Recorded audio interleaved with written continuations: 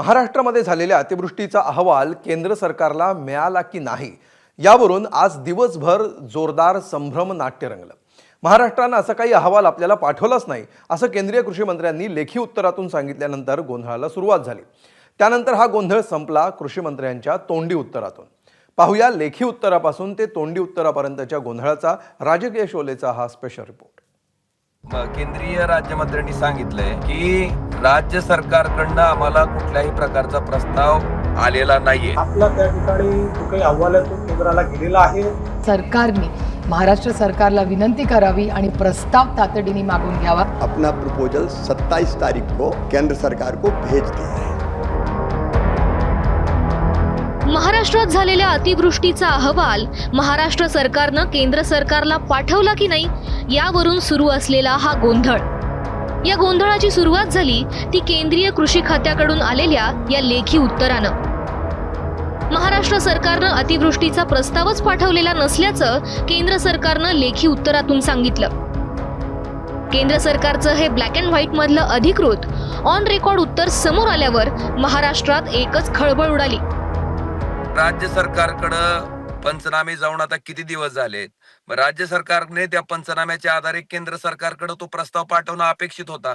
तो प्रस्ताव जर केंद्र सरकारकडे आला असता तर केंद्र सरकारचा आकलन म्हणजे जे केंद्र सरकारची टीमनं पाहणी केली त्याच्या आधारे तो रिपोर्ट त्यांनी तयार केला असता आणि आपला प्रस्ताव जर असता तर कदाचित तातडीने केंद्र सरकारनं त्या ठिकाणी मदतीचा जो निधी आहे तो राज्य सरकारकडे दिला असता। यानंतर सुरू झाली राजकीय धावाधाव। राज्य सरकारनं मागच्याच आठवड्यात हा प्रस्ताव पाठवल्याचं सांगत कृषी मंत्री दत्ता भरणेंनी आपली बाजू स्पष्ट केली। काल आपण ज्या बाबतीमध्ये केंद्रीय कृषी मंत्री चव्हाण साहेबांनी जे स्टेटमेंट केलं तो प्रस्ताव राज्य शासनावरती अतिवृष्टीचा पाठवलेला नाही या बाबतीमध्ये मी तुम्हाला एक सांगतो की गेल्या आठवड्यातच तो प्रस्ताव हा राज्याच्या CM कार्यालयातून आपण मदत पुनर्वसनच्या माध्यमातून तो प्रस्ताव हा केंद्र सरकारला पाठवलेला आहे। जर राज्याचे कृषी मंत्री अहवाल पाठवला म्हणतात आणि केंद्रीय कृषी मंत्री पाठवला नाही म्हणतात तर मग कोण खरं बोलतंय असा प्रश्न निर्माण झाला। मग मुख्यमंत्र्यांनी पुढाकार घेत कुठला अहवाल गेलाय आणि कुठला अजून बाकी आहे हे समजावून सांगत कन्फ्युजन दूर करण्याचा प्रयत्न केला। आपला त्या ठिकाणी जो काही अहवाल आहे तो केंद्राला गेलेला आहे। केंद्र सरकारने टीम देखील पाठवली। 2 वेळा टीम आपल्याकडे येऊन गेली।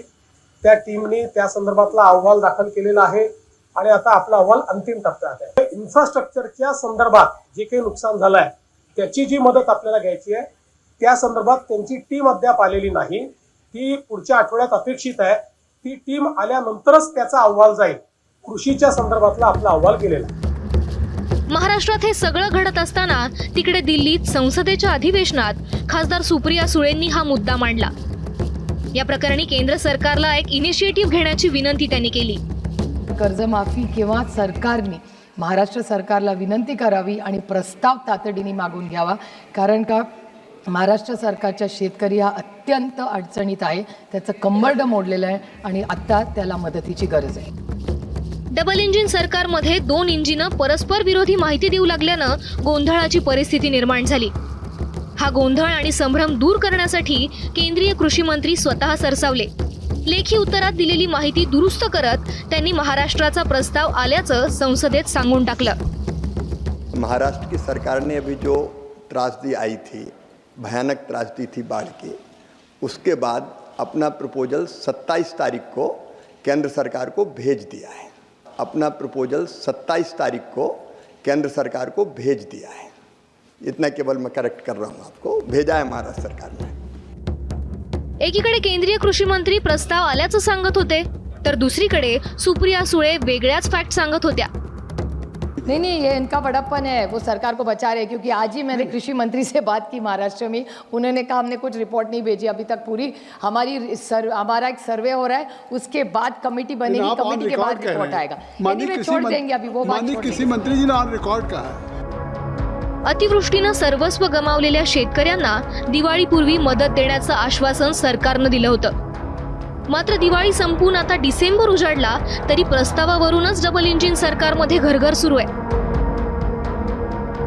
आता उरलेला प्रस्ताव कधी जाणार आणि मदत कधी मिळणार हा प्रश्न मात्र अजून कायम आहे।